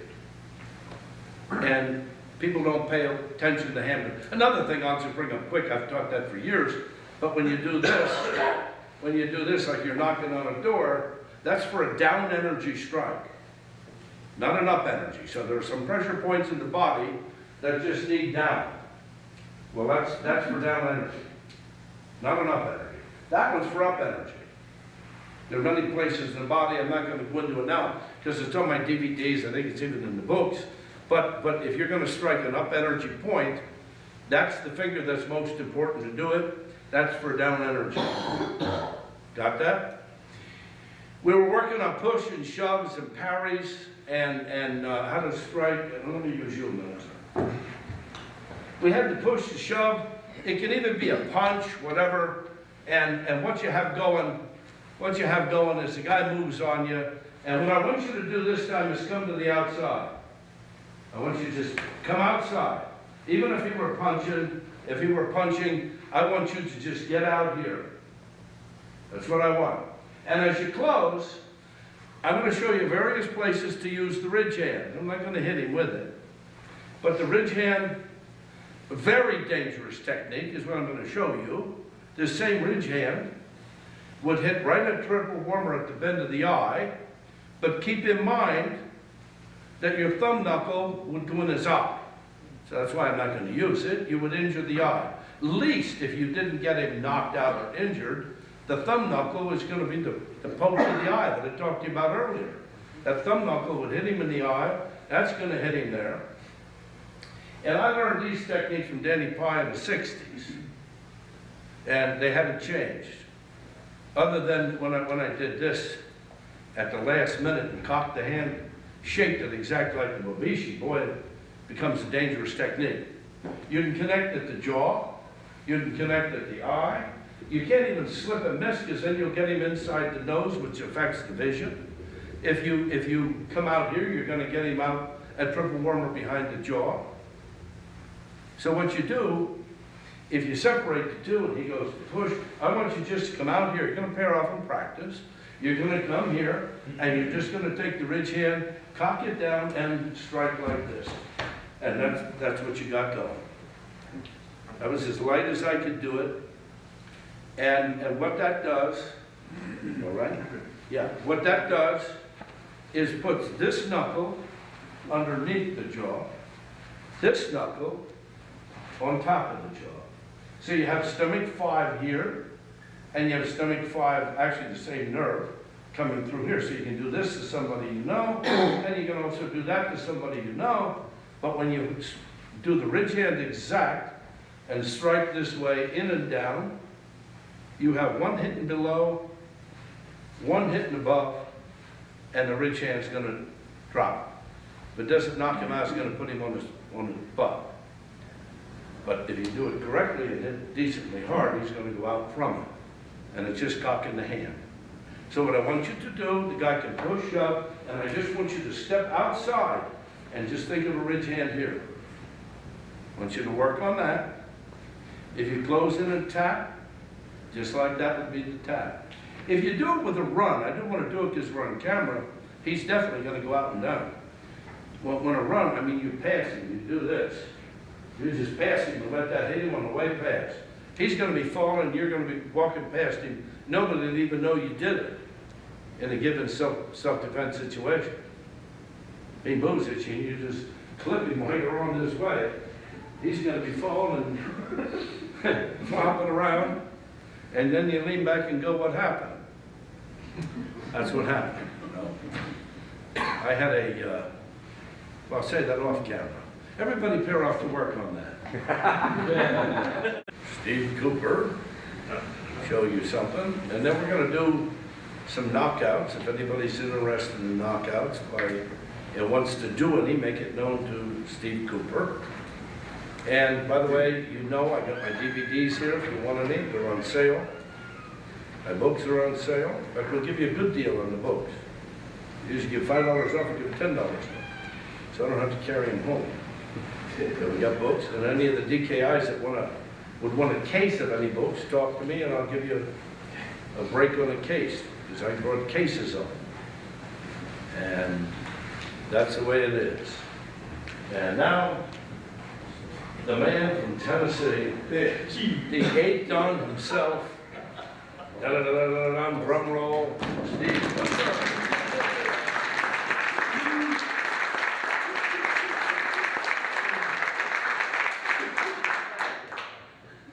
First off, I'd like to thank everybody for coming. this weekend, and hope you've had a good time. And, you know, Sensei Dillman, he was at the house last night, boy, he was on a roll. Just, he was cranking. I said, this is going to be a good seminar tomorrow. Because he was wired up. So, but I do appreciate everybody coming out and supporting it, and hopefully we learn something. And if you don't have the books and DVDs, I really encourage you to get them.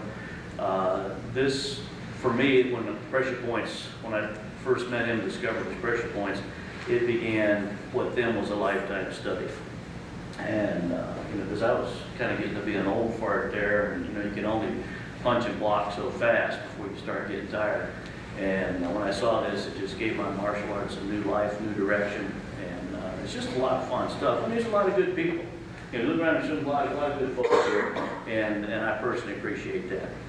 I wanted to do a technique kind of off what Will was talking about earlier, this movement, Kata. This appears a lot in Kata. One of the things that I learned early on is that if something keeps repeating, if you see that movement in a Kata here or in a Kata over there, you better pay attention to that, because that means that was a real good one. If it wasn't a real good move, they wouldn't have wasted the time repeating it so often. But if it keeps going on, it's like reading an acupuncture book and it says don't needle here, that's where you want to hit. That means that's a real good point. So anyway, I'm going to borrow Josh here. Switch sides.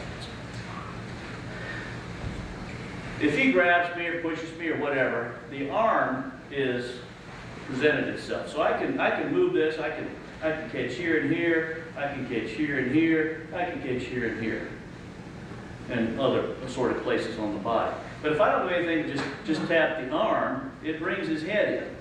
I have a saying, never look a gift head in the mouth. Okay? When that head comes in, you take it. It's right there. You can go into any other technique. But what I want is I want to get large intestines in here, and then I want to get stomach 5 here, so keep your teeth shut there.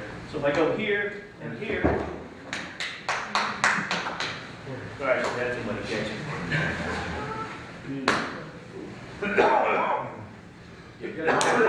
Yeah, I forgot to catch it. You got it. Thanks, guys. Yeah, we got carpet. This is Tennessee. I told you I wouldn't do anything you hadn't done before. I didn't have to catch her last time I did it. That's why you expect everything.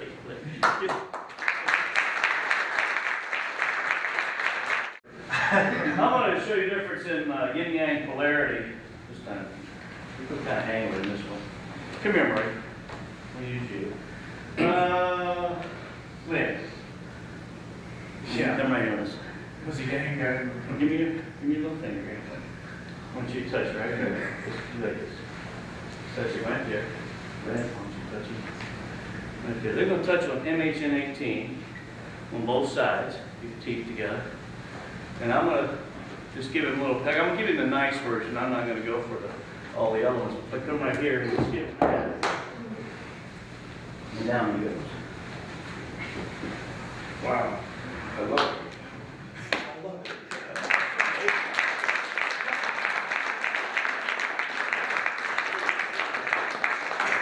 But in a fight, where are you going to get the woman to come over? I have them trained. I want to bring up my buddy Gil Rhodes. He's going to do a demonstration for us from up in the Evansville, Indiana area.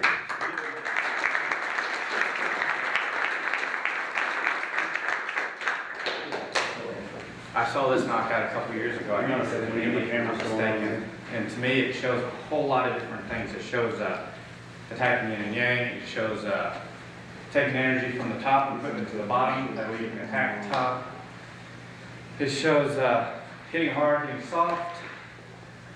Which? Yeah, I'm going to get those same things. Anyway, so it's from a double push or a grab. It's a real easy one. The best thing I like about it is not about touching this point, or this point. To me, it was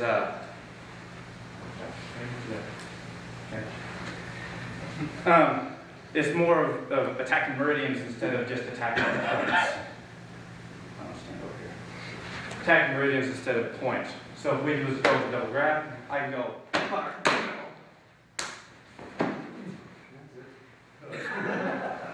So we can go hard on the top, hard on the bottom, and just smack.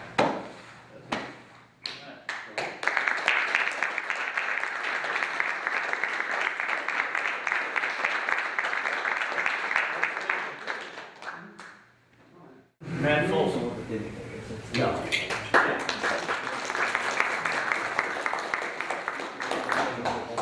I'm just going to use basically one of the basic techniques that we do. It's the very first kata, the very first technique you learn, with just a low counter. I was just fascinated when I saw Grandmaster Dillman knock somebody out just on the arm. And I came up with one where basically you come around and all you do is it's really about intent. I could hit him all day long. I'm not going to get, I get a little bit of a reaction, but if I don't have any intent, I get a little bit. But if I use just a little bit of intent, I get him to go all the way down. Yeah. All right.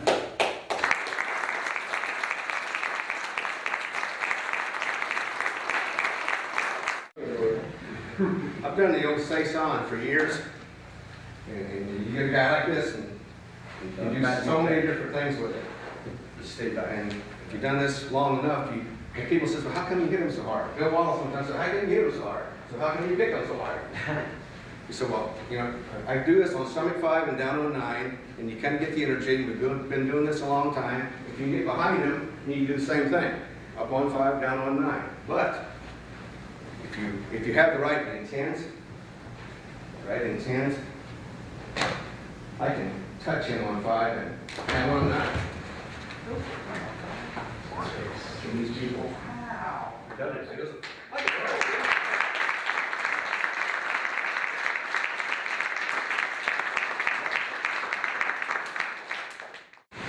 We want to thank all the people that did some teaching, and Will, Nancy Cooper, all the big guys. Everybody's out there. Give them a round of applause.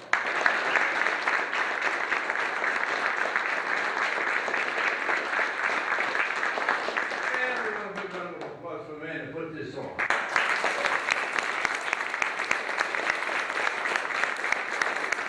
First one said, Red, everybody's released. Thank you.